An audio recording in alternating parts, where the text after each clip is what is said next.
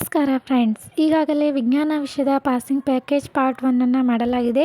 ಅದರಲ್ಲಿ ಸುಮಾರು 6 ಪ್ರಮುಖ ಪ್ರಶ್ನೆಗಳ ವಿಶ್ಲೇಷಣೆಯನ್ನು ನೀಡಲಾಗಿದೆ. ಅವು ನಿಮ್ಮ ಹಳೆ ಪ್ರಶ್ನೆ ಪತ್ರಿಕೆಯಲ್ಲಿ ಕೇಳಿದಂತಹ ಮುಂಬರುವ ಪ್ರಶ್ನೆ ಪತ್ರಿಕೆಯಲ್ಲಿ ಕೇಳಬಹುದಾದಂತಹ ಪ್ರಶ್ನೆಗಳಾಗಿದ್ದವು. ಅದೇ ಥರ ಮುಂದುವರೆದು ಇನ್ನೂ 6 ಪ್ರಮುಖ ಪ್ರಶ್ನೋತ್ತರಗಳ ವಿಶ್ಲೇಷಣೆಯನ್ನು ಈ ಒಂದು ವಿಡಿಯೋದಲ್ಲಿ ನೋಡ್ಬೋದು. ಹಾಗಾಗಿ ಮಿಸ್ ಮಾಡದೆ ನೋಡಿ. ಈಗ ಪ್ರಶ್ನೆಯನ್ನು ನೋಡೋಣ. 7ನೇ ಪ್ರಶ್ನೆ, ಮಾನವನ ಸಣ್ಣ ಕರುಳಿನಲ್ಲಿ ನಡೆಯುವ ಜೀರ್ಣಕ್ರಿಯೆಯನ್ನು ವಿವರಿಸಿರಿ. ಇದು ನಿಮ್ಮ ಹಳೆಯ ಪ್ರಶ್ನೆ ಪತ್ರಿಕೆಯಲ್ಲಿ ಕೇಳಿದಂತಹ ಪ್ರಶ್ನೆ, 2 ಅಂಕಕ್ಕೆ ಕೇಳಿದರು. ಇದರ ಉತ್ತರವನ್ನು ನೋಡೋಣ. ಸಣ್ಣ ಕರಳು ಪ್ರೋಟೀನ್ಗಳು, ಕಾರ್ಬೋಹೈಡ್ರೇಟ್ಗಳು ಮತ್ತು ಕೊಬ್ಬುಗಳು ಸಂಪೂರ್ಣವಾಗಿ ಪಚನವಾಗುವಂತಹ ಸ್ಥಳವಾಗಿದೆ. ಸಣ್ಣ ಕರುಳಿನಲ್ಲಿ ಭಿತ್ತಿಯಲ್ಲಿ ಕಂಡುಬರುವಂತಹ ಗ್ರಂಥಿಗಳು ಕರುಳಿನ ರಸವನ್ನು ಸ್ರವಿಸುತ್ತವೆ.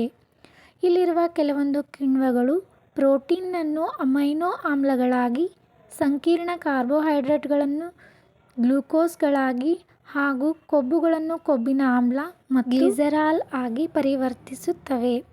ಇನ್ನು ಜೀರ್ಣವಾದ ಆಹಾರವು ಸಣ್ಣ ಕರುಳಿನಲ್ಲಿರುವ ವಿಲ್ಲೆಗಳಿಂದ ಹೀರಿಕೆಯಾಗುತ್ತದೆ. ಇದು ಈ ಒಂದು ಪ್ರಶ್ನೆಗೆ ಉತ್ತರವಾಗಿತ್ತು.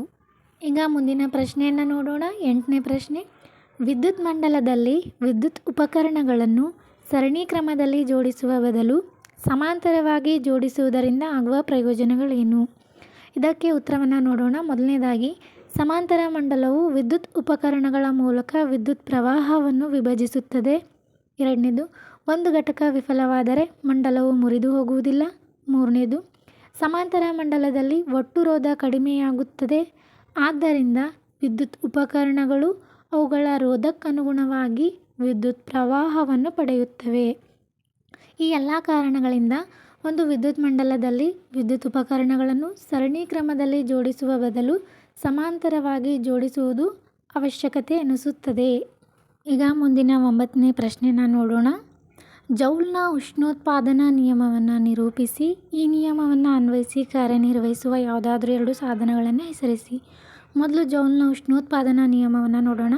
ರೋಧಕದಲ್ಲಿ ಉತ್ಪತ್ತಿಯಾದ ಉಷ್ಣವು ಮೊದಲನೇದಾಗಿ ಕೊಟ್ಟಿರುವ ರೋಧದಲ್ಲಿ ಪ್ರವಹಿಸುತ್ತಿರುವ ವಿದ್ಯುತ್ ಪ್ರವಾಹದ ವರ್ಗಕ್ಕೆ ನೇರ ಅನುಪಾತದಲ್ಲಿರುತ್ತದೆ. 2ನೇದು, ಕೊಟ್ಟಿರುವ ವಿದ್ಯುತ್ ಪ್ರವಾಹಕ್ಕೆ ರೋಧವು ನೇರ ಅನುಪಾತದಲ್ಲಿರುತ್ತದೆ. 3ನೇದು, ರೋಧಕಗಳ ಮೂಲಕ ಹರಿಯುವ ವಿದ್ಯುತ್ ಪ್ರವಾಹದ ಕಾಲಕ್ಕೆ ನೇರ ಅನುಪಾತದಲ್ಲಿರುತ್ತದೆ. ಈ 3 ನಿಯಮಗಳನ್ನು ಬರೀಬೇಕಾಗ್ತದೆ. ಕೊನೆಯದು 3ನೇದು ಇದೆಯಲ್ಲ, ರೋಧಕಗಳ ಮೂಲಕ ಹರಿಯುವ ವಿದ್ಯುತ್ ಪ್ರವಾಹದ ಕಾಲಕ್ಕೆ ನೇರ ಅನುಪಾತದಲ್ಲಿರುತ್ತದೆ. ಅದನ್ನಾದರೂ ಬರಿಬೋದು. ಇದು H=I²RT ಅಂತ ಇದೆಯಲ್ಲ, ಅದನ್ನಾದರೂ ಬರಿಬೋದು. ಸೂತ್ರ ಬರೆದ್ರೂ ಕೂಡ 1 ಅಂಕ ಕೊಡುತ್ತಾರೆ.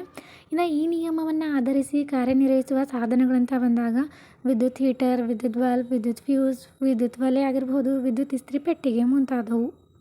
ಈ ಎಲ್ಲ ಸಾಧನಗಳು ಜೌಲ್ನ ಉಷ್ಣೋತ್ಪಾದನಾ ನಿಯಮದ ಒಂದು ಕಾರ್ಯದ ಅಡಿಯಲ್ಲೇ ಇವು ಕಾರ್ಯನಿರ್ವಹಿಸ್ತವೆ ಅಂತ ತಿಳ್ಕೊಬೋದು, ಆ ಒಂದು ತತ್ವದ ಅಡಿಯಲ್ಲೇ. ಹಾಗಾಗಿ ಇದು ತುಂಬ ಪ್ರಮುಖವಾದಂತಹ ಪ್ರಶ್ನೆ.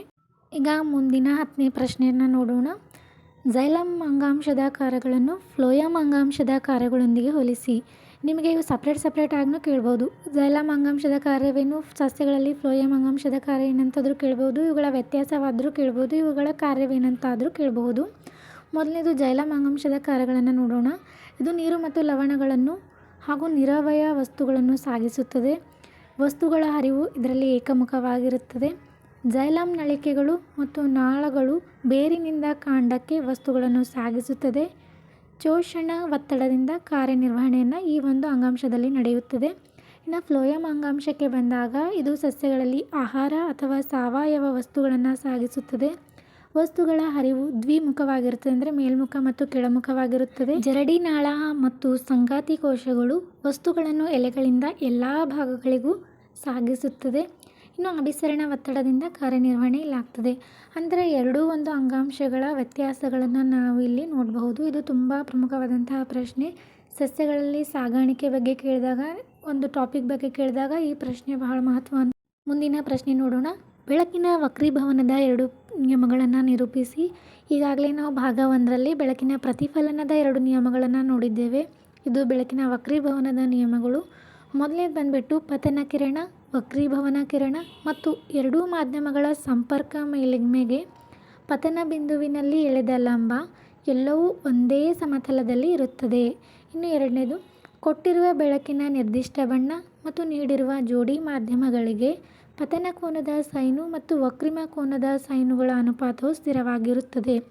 ಈ ಎರಡನೇ ನಿಯಮ ಬರಿಬೋದು, ಅಥವಾ ಈ ಒಂದು sine I divided by sine R is equal to ಸ್ಥಿರಾಂಕ ಇದೆಯಲ್ಲ, ಈ ಒಂದು ಸೂತ್ರನಾದರೂ ಬರಿಬೋದು. 1 ಅಂಕ ಅಂತೂ ಕೊಟ್ಟೇ ಕೊಡ್ತಾರೆ. ಇದು ನಿಮ್ಗೆ 2 ಅಂಕಕ್ಕೆ ಕೇಳ್ತಾರೆ ಪ್ರಶ್ನೆ. 2 ನಿಯಮಗಳನ್ನು ಬರಿಬೇಕು. ಮೊದಲನೇ ನಿಯಮ ಬರೆದು ಎರಡನೇ ನಿಯಮದಲ್ಲಿ ನೀವು ಬರೀ ಕೇವಲ ಸೂತ್ರವನ್ನು ಬರೆದ್ರೂ ಕೂಡ 2 ಮಾರ್ಕ್ಸ್ಗಳು ಕೊಡ್ತಾರೆ. ಈಗ 12ನೇ ಪ್ರಶ್ನೆ ಮತ್ತು ಈ ಒಂದು ವಿಡಿಯೋದ ಕೊನೆಯ ಪ್ರಶ್ನೆ. ನಿಮ್ನ ದರ್ಪಣದ ಯಾವುದಾದ್ರೂ 4 ಉಪಯೋಗಗಳನ್ನು ಬರೆಯಿರಿ. ನಿಮ್ದು ಹಳೆಯ ಪ್ರಶ್ನೆ ಪತ್ರಿಕೆಯೆಲ್ಲ ಕೇಳಿದರು 2 ಅಂಕಕ್ಕೆ.